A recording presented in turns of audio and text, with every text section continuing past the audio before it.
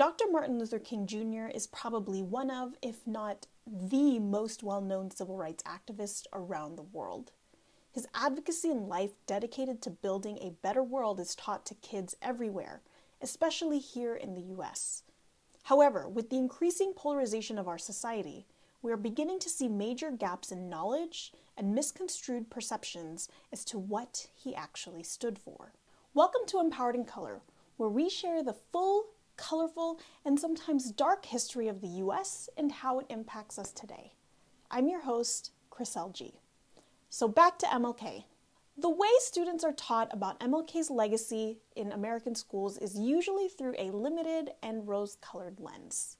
He was a nonviolent activist and minister who fought for civil rights, and his I Have a Dream speech is an inspiration to us all. We learn about his famous quote about his children. Not be judged by the color of their skin, but by the content of their character.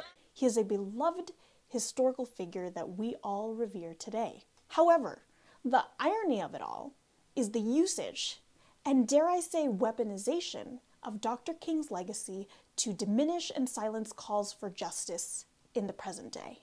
As political tension has increased over the years with stagnant wages, continued police brutality, and quote-unquote culture wars, many people have resorted to using MLK's words to tell activists of color, especially Black activists, to stop talking about race and focus on people's character. We should judge people by the content of their character and not by the color of their skin. He said he didn't want people judged on the color of their skin, but on the content of their character. By the content of their character. And the content of their character. The content of their character, not the color of their skin. Don't judge us by the color of our skin. Or using his pacifist practices to condemn people protesting in the streets and blocking traffic. Ask is that they not take the freeways, and Dr. King would never take a freeway. Dr. King's daughter, Bernice King, frequently corrects people who misrepresent her father's words to justify what is usually the exact opposite of what he would have advocated for. What most of these people don't realize is that Dr. King was chastised by the people saying the exact same things for his advocacy work back then too.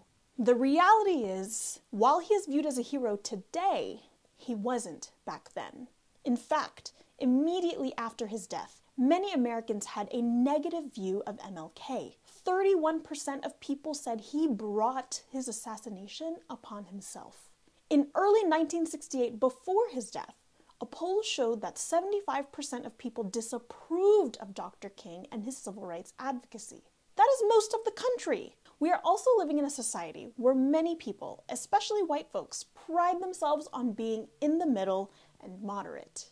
Many of the people who misuse the words of Dr. King are moderate themselves. However, in his book, Letters from a Birmingham Jail, he wrote, "I must make two honest confessions to you, my Christian and Jewish brothers. First, I must confess that over the last few years I have been gravely disappointed with the white moderate. I have almost reached the regrettable conclusion that the Negro's great stumbling block in the stride toward freedom is not the white citizen's counselor or the Ku Klux Klanner, but the white moderate, who is more devoted to order than to justice, who prefers a negative peace, which is the absence of tension, to a positive peace, which is the presence of justice, who constantly says, 'I agree with you in the goal you seek, but I can't agree with your methods of direct action,' who paternalistically feels that he can set the timetable for another man's freedom, who lives by the myth of time, and who constantly advises the Negro to wait until a more convenient season. Shallow understanding from people of goodwill is more frustrating than absolute misunderstanding from people of ill will. Lukewarm acceptance is much more bewildering than outright rejection." It is because of his writings such as this that Dr. King was considered to be one of the most hated men in America at the height of the civil rights movement. Now, make no mistake, while Dr. King's letters from prison only call out white folks, I feel that it's important to make the disclaimer that it doesn't mean that other groups of people are exempt from falling into the same traps that he discusses. And I say this as a non-Black woman of color myself. Every single one of us is capable of the lukewarm beliefs that Dr. King talks about if we are not constantly taking the time to reflect and adjust our actions and beliefs accordingly as we discover new information. He unapologetically spoke his mind and truth for justice in a peaceful manner, yet he and other activists were constantly told that they weren't doing things correctly. Sound familiar?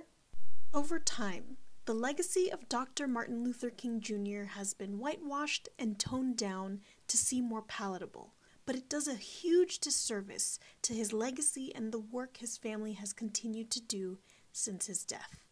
Even worse is the way that his words have been weaponized by Christians as a whole, not all of them, because I don't want to hear that in the comments. Even worse has been the way his words have been misused and weaponized by Christians to justify injustice, similar to the way Dr. King himself was chastised and later murdered for advocating for some of the same issues that we are still fighting for to this day.